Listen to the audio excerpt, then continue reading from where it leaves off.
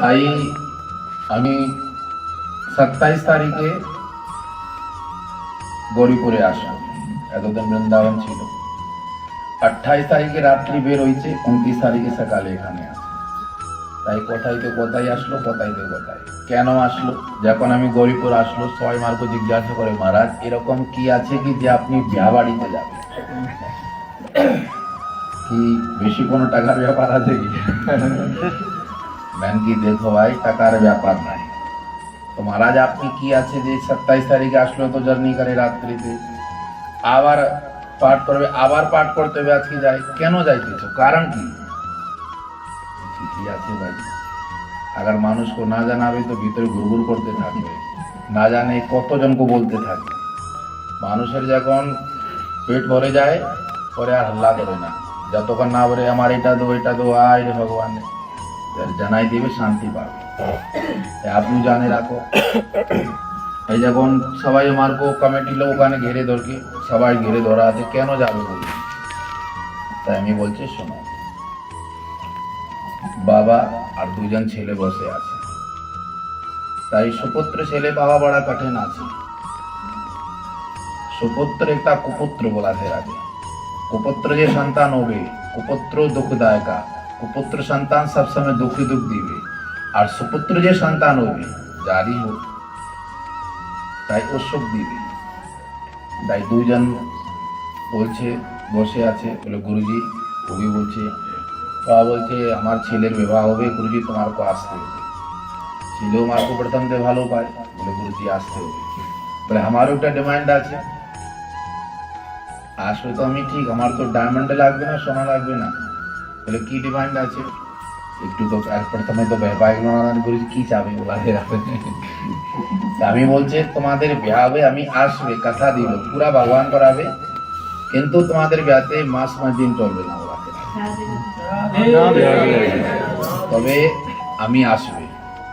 বলছে গুরুজি হ্যাঁ আমি ছেলে কথা দিল, গুরুজি আমি কথা দিল হবে, ঠিক তো? বলে আমি কথা দিল। তাই আমি চিন্তা করলো, अगर हमार आशाते কত যে হাজার হাজার পাঠার জীবন বাঁচবে, হাজার হাজার ছাগলের জীবন বাঁচবে, হাজার হাজার মাছের জীবন বাঁচবে। अगर এরকম সব জায়গায় তো আমি 7 সমুদ্র পার করে যাবো রাধে রাধে। আমার কারণে अगर এত জীবের জীবন বেঁচে যায়, তার উপরে ফির আর কি আছে? কত পশুর জীবন বেঁচে গেল না রাধে রাধে। তাই মূল উদ্দেশ্য হইল এটাই রাধে রাধে। তাই একজন বলছে মহারাজ তোমার কষ্ট নাই, তাই আমার को কি বলছে একটু ধ্যান দিয়ে শুনবা। ওখানে থাকো, আর সামনে সরে দীপা মা একটু সরে যাচ্ছে, চেপে যাচ্ছে। আসো আসো, ঢুকে যা, 2 মিনিট আমি কথা বলে পরে আমারও তাড়া আছে ভাই, আমি চলে যাবো রাধে রাধে। একজন আমার को বলছে, বলে গুরুজি তোমার তো প্রচুর কষ্ট হবে, আসা যাওয়া কষ্ট হবে না?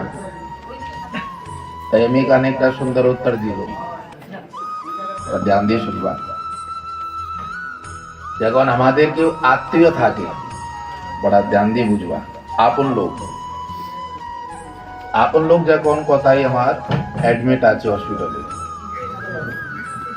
তাই ডক্টর বলে ভাই আমাদের को अगर তুমি আসে যাবে না জীবন বেঁচে যাবে, আমাদের খুব আপন, তাছাড়া আমরা বাঁচবে না। বলে আমাদের যাইতে अगर তার জীবন বেঁচে যায়, তোমার রাস্তার আসা যাওয়ার কষ্ট হবে কি সুখ হবে? আমাদের তো আসা যাওয়া কষ্ট হবে, সুখ হবে। হায় রে আমাদের কারণে জীবন বেঁচে যাবে, আমাদের কারণে জীবন বেঁচে যাবে, তাই কষ্ট হবে। তাই আমার আসা যাওয়া কেন কষ্ট হবে? আমাদের কারণে কত পশুর জীবের জীবন বেঁচে গেল রাধে রাধে। তাই আমার তো সুখ হইতেছে না, কারো জীবন বেঁচে গেল। আর तीसरा করো করো প্রণাম করো রাধে রাধে, যে করতে করো। তাই আর तीसरा কি আছে? এখানে তো কাল কি ব্যাসি পরশু দিনে রাধে রাধে। कल की परसों दिने ब्याह হইল, তো परसों দিনে তো ব্যাহ হয়েছে, খুব ভালো হয়েছে, অনেক আত্মীয় আসছে, অনেক আনন্দ হয়েছে, খুব ভালো হয়েছে। কিন্তু আজকে আর কি হইল বুঝবা। দেখো ভগবান को আমরা যখন হাজার হাজার লোক को আমরা সেবা দিবে, ভাই আজকে আমার বাড়িতে সেবা আছে, বৈষ্ণব সেবা, তোমরা সবাই আসবে, ওরা এই আচরে বলে তো হাজার হাজার লোক সেবা দিবে। তো আমরা যারে সেবা দিবে তার আগে আমরা কারে সেবা দিব? আগে ভগবান को, গোবিন্দ को। তাই গোবিন্দ को হাজার হাজার লোকের যে সেবা আগে আমরা নিবেদন করছি। তাই হাজার হাজার লোকের সেবার মধ্যে গোবিন্দ को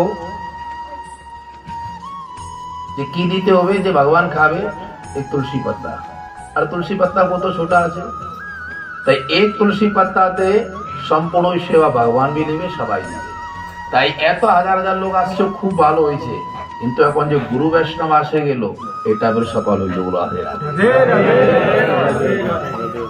কেন ভগবানের জন্য অনেক কিছু দিল, খুব ভালো, কিন্তু তুলসী পাতা ছিল না, কাম নাই। এভাবে যে কোনো অনুষ্ঠানে গুরু বৈষ্ণবের আগমন হয়ে যায়, তো বুঝবা কি ভগবান আসে গেল। গুরু বৈষ্ণব তোমরা, আমি তো পার্থ, তোমরা হইলো সবাই বৈষ্ণব। তাই গুরু